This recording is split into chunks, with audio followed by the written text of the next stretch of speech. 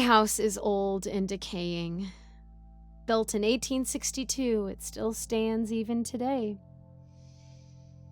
I'm not sure how much longer that will continue, though, because recently I've noticed some issues beginning to make way.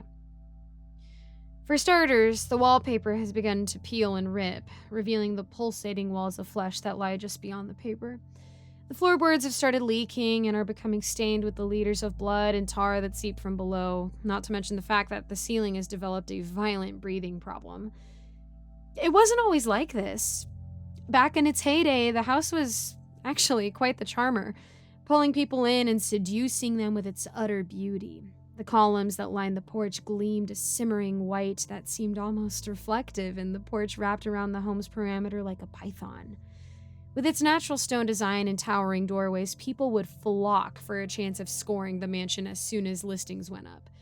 No realtor was allowed anywhere near the property, and anytime one even came close, they were quickly made to look elsewhere. The reason being is that it was our duty to find new tenants. We were the ones who were made to go out and find new food for the house to gobble up like Thanksgiving turkey. And so every year, that's what we did. Rich investor types were our main targets. We'd find them out in town bragging about the quarterly projects and the stock value and what have you. Just one glimpse of the house and they'd be hook, lined, and sinkered. Most of them just wanted the property for the rental value, but we made our rule very clear. No landlords outside of me and my father.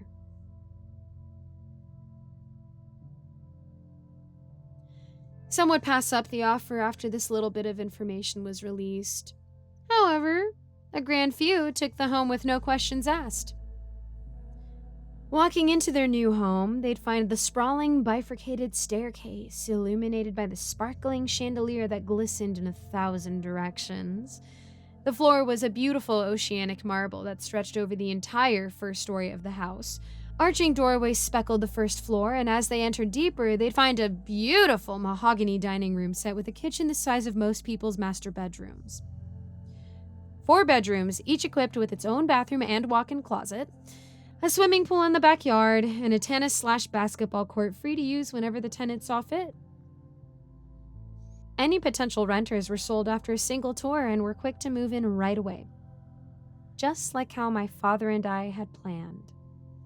They'd come in and get settled, and that's when the house would start its games. They'd start out small. A light that keeps flickering no matter how often you charge the bulb. The faucet in one of the bathrooms won't stop leaking no matter how much you tighten the pipe. Small things to set the unease. Things do tend to escalate, though. Before you know it, the house is screaming at night. The wood and metal howl and screech. The marble floor begins to echo with the sound of 1,000 footsteps. Chandeliers fall and shatter into pieces. The house breaks them mentally. It wears them down until the exhaustion is enough to drive them over the edge. Once they hit the point of surrender, that's when the house delivers its finishing blow. In the dead of the night, while the tenant attempts to sleep peacefully, the house morphs into its true form. Until the cover of darkness, the walls bend and bulge. The roof warps and congeals as a moist atmosphere envelops the entire interior. What was once reflective marble flooring is now bubbling black tar that oozes and pops. The house begins to, quite literally, digest the terrified tenant, dissolving them in its black tar as it gargles and moans. Then, poof. New tenant gone, money in our pockets, and a house that's nice and fed.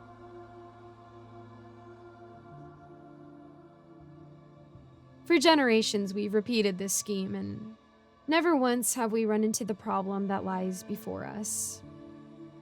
This house is breaking beyond our control.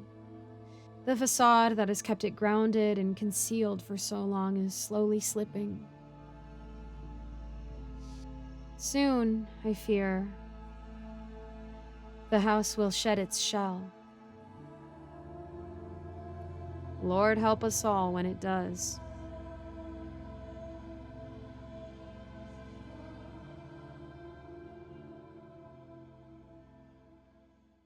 Thank you so much for listening to my narration of this wonderful story. Don't forget to support the author, which I have linked in the description, as well as the original story. And I just want to give a quick shout out to my patrons Scott, Old Penguin, Ellie Hutmeyer, Mr. Sankofa, Austin My Love, Rinku Star, William Hartley, Cupcake Hips, Alonzo, Icy Narrates, Jesse Hartley, Eric Cifuentes, Lawrence Wallen, and Melissa Perez.